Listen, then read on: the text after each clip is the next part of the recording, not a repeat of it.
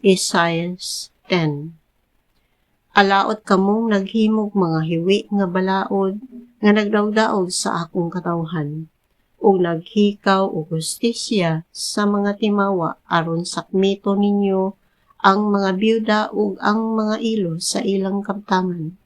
Unsa may buhaton ninyo sa adlaw kay ipakanaog sa Dios ang silot? Unsa may buhaton ninyo inig-abot sa bagyo nga gikan sa layo? Kinsa may dangpa ninyo aron kamo katabangan? Ug asa man ninyo tagui ang inyong bahandi? Wala kamoy laing mahimo gawas sa pagsuot sa taliwala sa mga binilanggo o mamatay tipon sa matawong gipatay. Apan bisan paniini wala pa mapuypoy ang kasuko sa Ginoo. Gibakyaw gihapon niya ang iyang kamot. Ang Ginoo miingon, ang alaot nga Assyria mao ang bunal nga akong gamiton sa pagsilot sa akong gikasuk-an. Ipasulong ko sa Assyria ang nasod nga wala mo ila kanako, mga tao nga nakapasuko kanako. Suguon ko siya sa pagsakmit sa kabtangan ug pagyatak-yatak sa katawhan daw lapok sa kadalanan. Apan may daotang laraw ang hari sa Assyria. Maoy tuyo niya ang paglaglag ug pagpuo sa daghang kanasuran.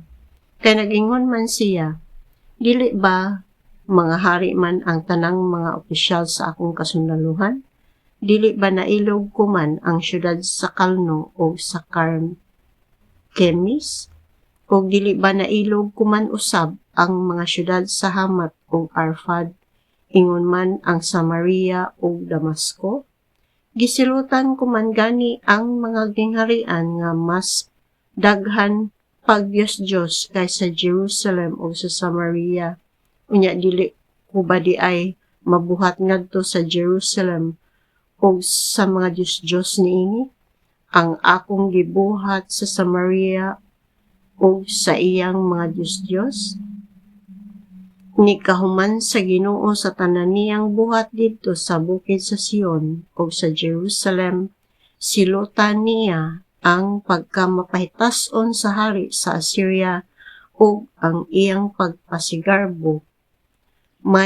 Kay miingon man ang hari sa Assyria, ang kusog sa akong kamot, ingon man ang akong kaalam maoy naghimo niini. Giilog ko ang mga nasod o gisakmit ko ang ilang mga katigayunan. Sama sa usa ka torong baka gilumpag ko ang ilang mga trono o gipalukapa ko ang naglingkod niini. Nakaplagan ko ang bahandi sa katawan sama kini sa mga itlog nga anaa sa salag o sama sa mga tao nga nanguha sa mga itlog nga gipamiyaan na, gipanguha ko ang mga bahandi sa tibuok kalibutan ug walay kuyabog didto nga mikapakapa o minganga o mipiyak. Apan ang Ginoo miingon, manghambog ba ang wasay nga labaw kini kaysa tawo nga nagamit niini? O magpagarbo ba ang gabas batok sa tao nga nagamit niini? Ang lipak ba maoy mo bunal sa nagamit niini? O ang sungkod ba hinuon ang mualsa sa tao nga nagsungkod niini? Busa ang Ginoo nga labing gamhanan magpadalag sakit aron pagsilot sa mga maayog lawas. Diha kanila magdilaab kanunay ang kalayo. Mahimong kalayo ang kahayag sa Israel, mahimong siga ang balaang Dios. Musunog kini og moagyo sa mga tunok og sampinit sulod sa usa ka adlaw lamang. Huwag tangon sa Ginoo ang katahom sa kalasangan ug sa yuta nga daghag abot. Wala gayud siya'y ibilin. Ug ang may tabo sa maunya sa taong masakiton nga nag-anam og kaniwang. Ipila na lang kakahoy ang mahibilin sa iyang lasang ug mahimong lag-ipon sa usa ka bata. Niadtong adlaw ang mahibilin sa katawhan sa Israel dili na mosalig sa mga nasod nga naglaglag kanila kundi mosalig sila sa Ginoo ang balaang Dios sa Israel sa kinasingkasing gayud. Mobalik ang nahibilin nga kaliwat ni Jacob ngadto sa makagagahong nga Dios kay bisag ang katawhan sa Israel sa makadaghan sa balas sa dagat. Diyutay lamang kanila ang mahibilin. Gitakda na ang makatarunganon nga kalaglagan nga angay sa ilang pagkadaotan. Kay ang Ginoong Dios nga labing gamhanan maoy mopahamtang niini sumala sa iyang hukom nga gipahibalo na sa tibuok kalibutan.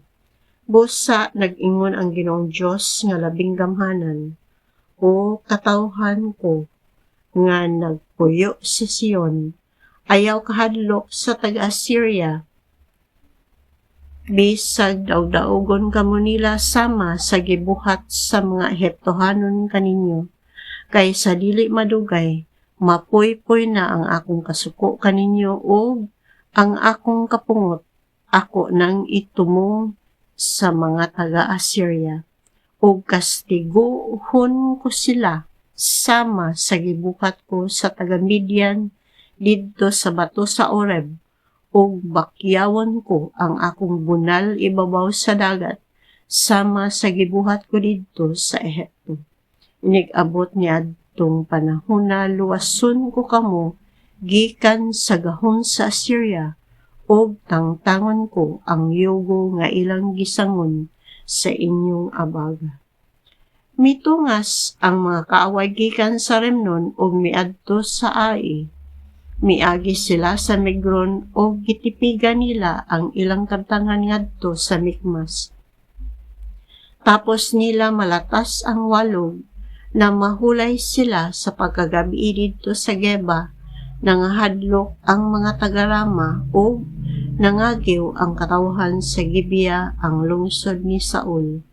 Tuaw o katawhan sa Galim, pamati o katawhan sa Laisa, tubag o katawhan sa Anatatot.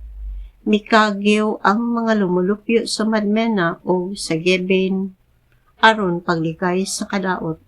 Karong adlaw anaa mohunong ang mga kaaway sa lungsod sa Nob, ug iwarawara nila ang ilang kumo batok sa bungtod sa Sion, ang siyudad sa Jerusalem. Muanhi ang Ginoo nga labing gamhanan, ug bungguo niya ang mga sanga sa kakahuyan pinagi sa makalilisang niyang gahom. Mga bunggo ug mga pukan gayud ang mga kahon habog. Pamutlon niya sa wasay ang bagang kakahuyan sa kalasangan ug mga pukan ang labing maayong kahoy sa Lebanon.